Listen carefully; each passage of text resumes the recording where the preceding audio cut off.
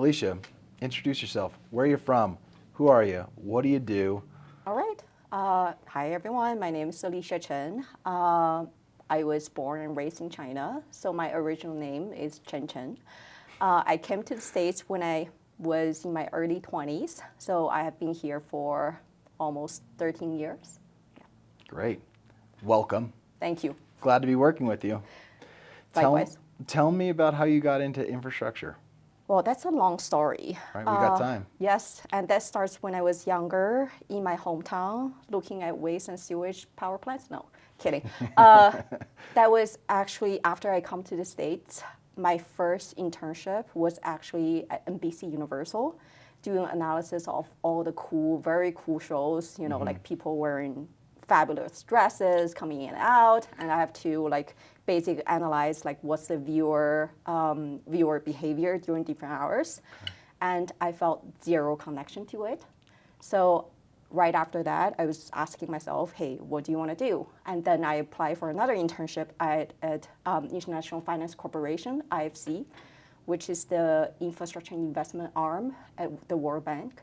And at the time, I joined a project where IFC was actually the cornerstone investor for pre-IPO for a wind manufacturer in China. And after that experience, I've decided, hey, that's what I want to do. Yeah, so not cool trends, but cool assets.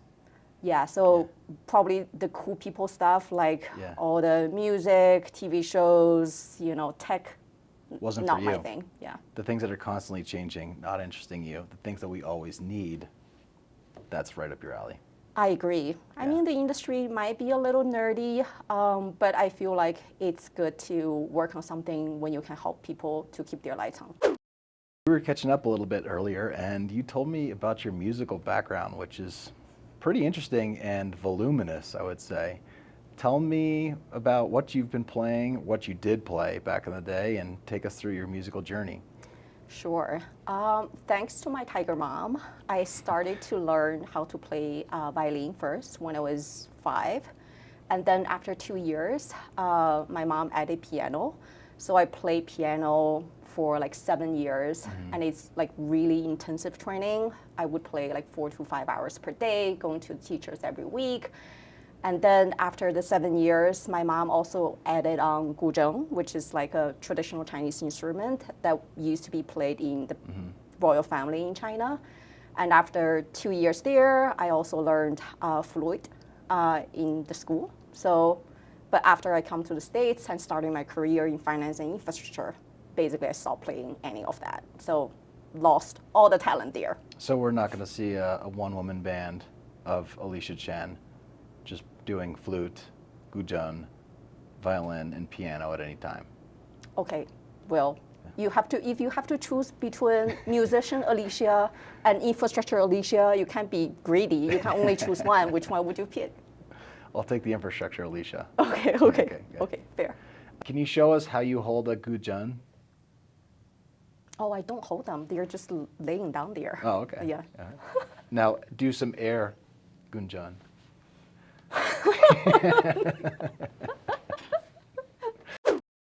So Alicia, you told us a little bit about your internships and how you got into infrastructure. Take us through the trajectory of your career. Seems like it's been pretty energy focused. So can you take us through how you've been underwriting and what you've been underwriting over that period? Yeah, sure. You're right. Most of my career is energy focused. And when I started in the industry, majority of the projects that I work on are basically fossil fuel related projects. So those are gas-fired power plants, those are LNG, so conventional energy. And that is really driven by where the market is at the time, because the US has just gone through the US shale gas revolution.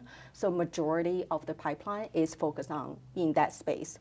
And after about 5 to 7 years, the market has changed and everything has shifted to energy transition focused assets. So my career changes as well. I've joined a pure play renewable shop and worked on renewable financing solely for 2 to 3 years. And then after that, I sort of turned back to a more balanced infrastructure investment across the whole value chain.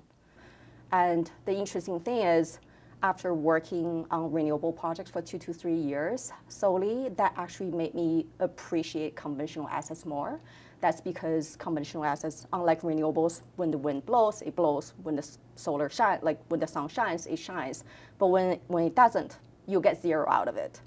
But when we look at conventional assets, basically, as long as you have access to feedstock, you generate like maybe not 24/7, but 80% of the time.